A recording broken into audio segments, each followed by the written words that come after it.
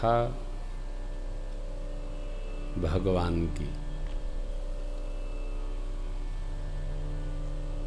व्यथा जीव की।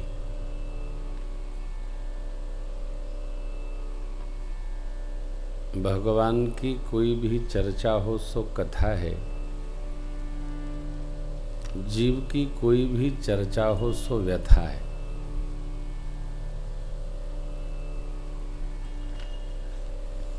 कथा से थकान मिटती है और व्यथा से थकान जुटती है।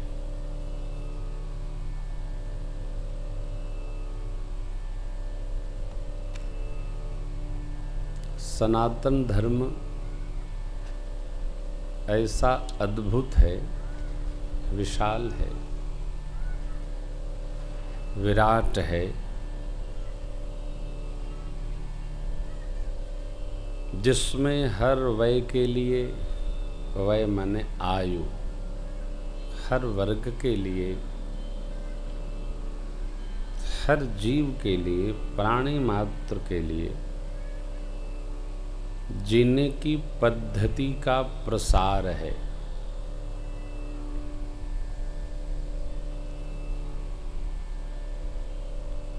गीता प्रेस जी ने ग्रंथ निकाला है, क्या, क्यों और कैसे। आप पढ़ें, बहुत अच्छा है।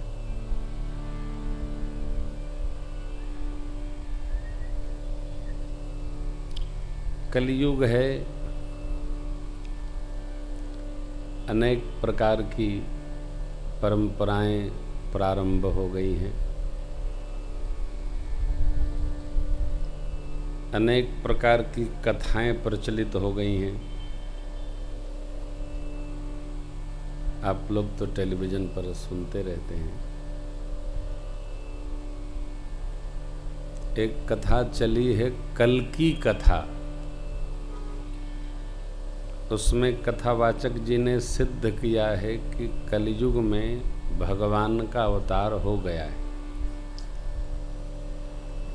थोड़े दिन बाद वो बताएंगे हम ही वो हैं। ये युग का दोष है। आप जानो इसको कि कलयुग में कल की भगवान का अवतार मुरादाबाद जिले के संभलपुर ग्राम में विष्णुयश शर्मा की कुंवारी कन्या के अंक से भगवान कलंकी अवतार लेंगे। बहकावे में नहीं आई। जो जन्मा वो भगवान नहीं हो सकता है।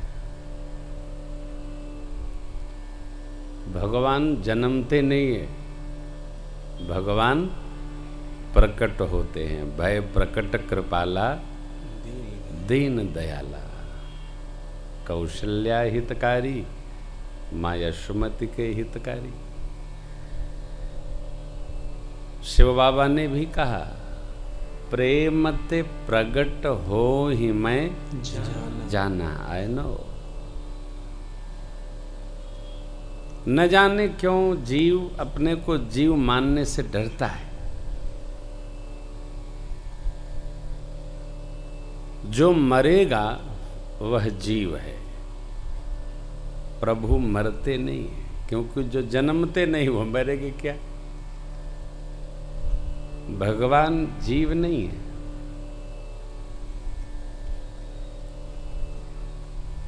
हमारे आप में जो जीवात्मा महत् स्वरूप में प्रवेश कर जाए, महत् का अर्थ है जो जीव छोटी छोटी बातों पर, छोटी छोटी घटना पर उद्विग्न न हो, वो महत् है। उसी को महात्मा कहते हैं, जिनकी आत्मा ऊर्ध्व गति कर गई है, महत् हो गई है। ऐसे महात्मा लोग छोटी छोटी बातों पर उलझते नहीं। किसी ने कुछ कर दिया तो ऐसे आप कहो तो मुस्कुराएंगे अरे आप हंस रहे हैं, उसने इतना बड़ा अपराध कर दिया, कोई बात नहीं, चलो।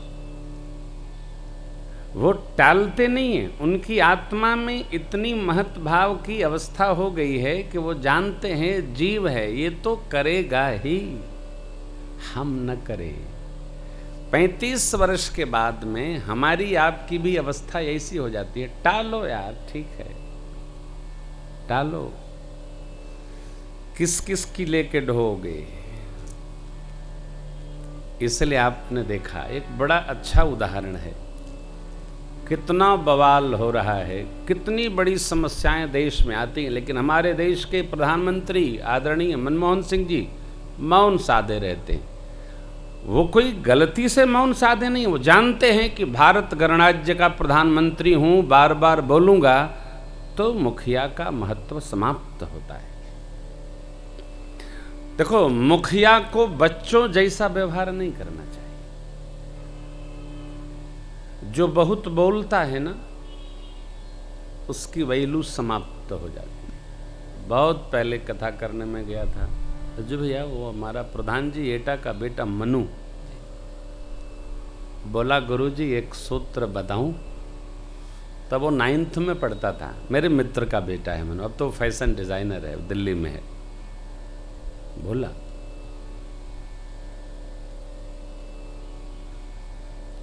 Speak is gold but silence is diamond. 9th का बच्चा है वो। बोलना स्वर्ण के समान है, परंतु चुप रहना हीरे के समान है।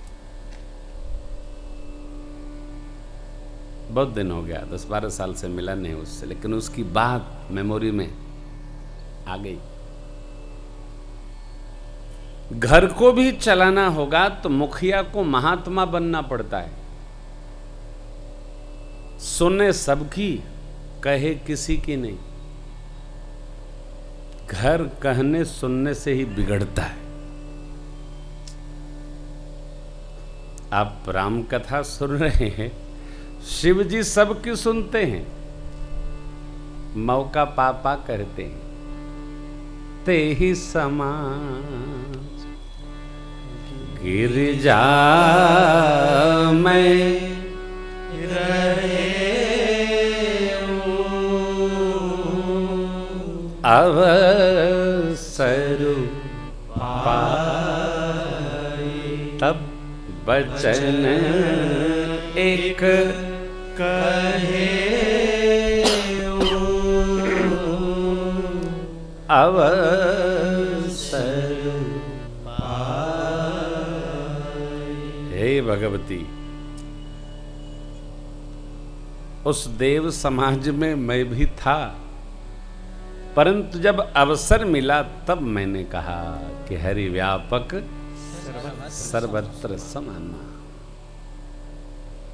हम भी महात्मा बने, हम भी महात्मा बने। अधिक टिक्का टिप्पणी नहीं, सुने बहुत, कहें एकदम कम।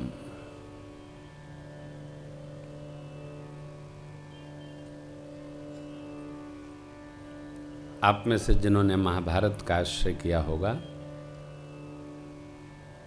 अकारण भगवान श्री कृष्ण भी नहीं बोलते,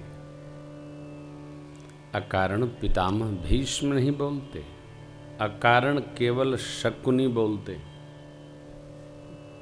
वो ढूंढता ही रहता है कब हमको बोलना है। परिणाम द्वापर की कथा है, कथानक है, घटना है, और आज तक शकुनी, कोई अपनी मामा का नाम शकुनी नहीं रखता। जो बहुत कनिंग मामा होता है उसको लोग कहते हैं आइए मामा। कौन? शकुनी। कोई नाम कंस नहीं रखता, चिढ़ाने के लिए लोग रख लेते हैं।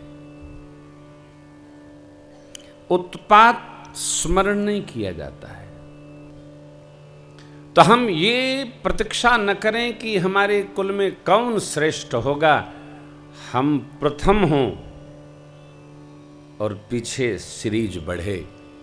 हम ये न सोचें अरे कौन पहला होगा, हम पहले हैं।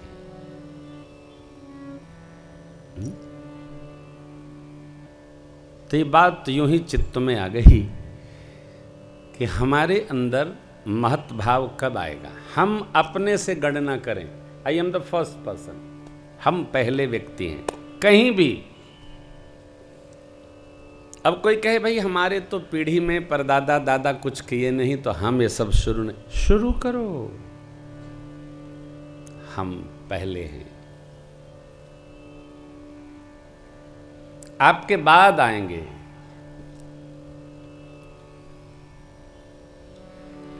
भगवान हर कुल में अपने भक्तों को भेजते हैं। रावण के यहां नहीं भेजा विभीषण जी को, तो राम काज कैसे होता? सबके यहां भेजते हैं। आप अपने गांव में देखिएगा तो हर व्यक्ति के पहली दूसरी तीसरी चौथी पांचवी पीढ़ी में कोई न कोई भगवान का भक्त अवश्य जन्म लेता है। और जहां जन्म ले लिया है वो कुल धन्य है। बाबा शिव ने कहा सो कुल धन्य उमा सुनो जगत पूज सुपुनीत श्री रघुवीर परायण जय नर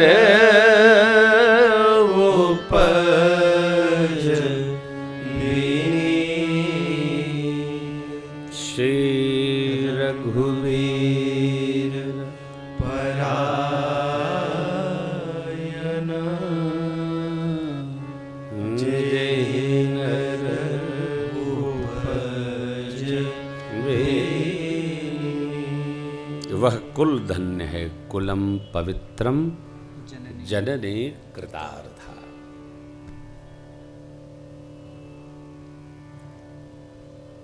कुल पावन हो जाता है कब?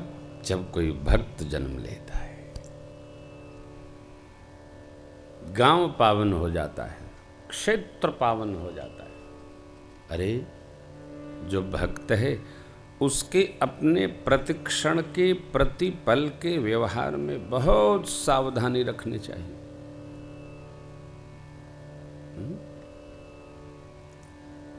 जानते हैं ना, सामान्य व्यक्ति पर कोई टिप्पणी नहीं करता, लेकिन जब हम भगवान के भगत होते हैं तो हमारे पर लोग तुरंत टिका टिप्पणी करते हैं।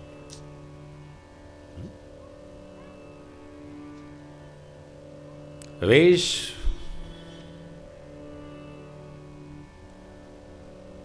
श्रेष्ठ है,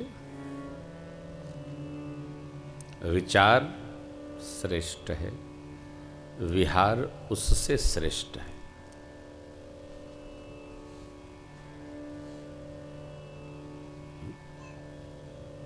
कई लोग प्रश्न करते हैं महाराज लहसुन प्याज में आप लोग दोष ढूंढते हैं, क्या दोष है? कुछ नहीं, कहीं दोष नहीं लिखा है, खाओ, दोष नहीं लिखा है। इन वस्तुओं को खाने वाले को स्वयं तनाव रहता है। ये बात करते हैं तो स्वयं आप कब आए? परसों आए थे, हम भी कल ही आए। अरे भाई मुंह में क्यों टॉवेल लगाए हो?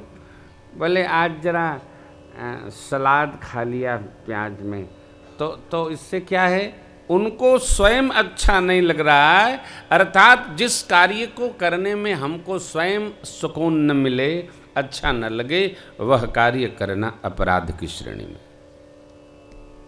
कोई तर्क नहीं। कहते हैं महाराज स्वास्थ्य के लिए बड़ा लाभदायक है, स्वास्थ्य ठीक रहता है। यदि लहसुन प्याज और अंडा से स्वास्थ्य ठीक हो तो कोई मरेगा? कौन मरेगा? फिर तो आदमी खाता रहे, कोई बीमारी नहीं। कहते लोग महाराज लहसुन से गैस नहीं बनता है। और सबसे अधिक रोगी गैस के हैं हमारे यहाँ भी। दादाजी को है, भाई जी को है, हैं? हमको नहीं है ना। तो अब बताइए ना, तो सब अब हम क्या बताएं। अरे ऐसा नहीं है। देखो आप, जिह्वा के स्वाद के लिए हम चाहे जो रख लें ना, ठीक बात नहीं।